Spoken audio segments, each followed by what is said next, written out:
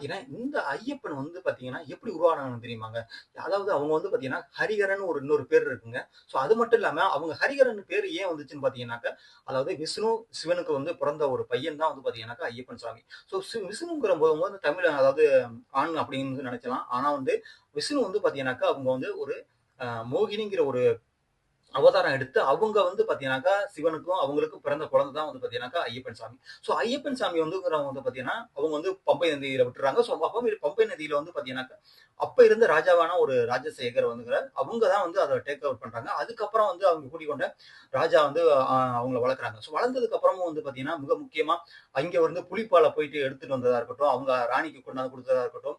So அது மட்டும் இல்லாம அவங்க வந்து மிக முக்கியமா அங்க உள்ள மக்களுக்கு வந்து அதிகமா வந்து அந்த நாட்டு மக்களுக்கு செஞ்ச சேவைகளா இருக்கட்டும். ஸோ அது மட்டும் இல்லாம, இந்த ஐயப்பன் சாமி வந்து பார்த்தீங்கன்னாக்க, நம்ம தமிழ்நாட்ல வந்து பார்த்தீங்கன்னா, அந்த சாமிய வந்து அவங்களுக்கு உண்டான அதாவது சிலைய வந்து ரெடி பண்ணி மறுபடியும் கொண்டுட்டு போனதா இருக்கட்டும். இப்ப வரையும் வந்து அதிகமான பக்தர்கள் வந்து நம்ம தமிழ்நாடு மட்டும் இல்லாம, மத்த எல்லா கண்ட்ரில இருந்தும் அதாவது மலேசியாவா இருக்கட்டும், சிங்கப்பூரா இருக்கட்டும், நம்ம தமிழ் மக்கள் எங்கெங்க வாழ்றாங்களோ, அவ்வளோ பேர் வந்து பார்த்தீங்கன்னாக்க, ஐயப்பன் கோயில் போறதுக்கான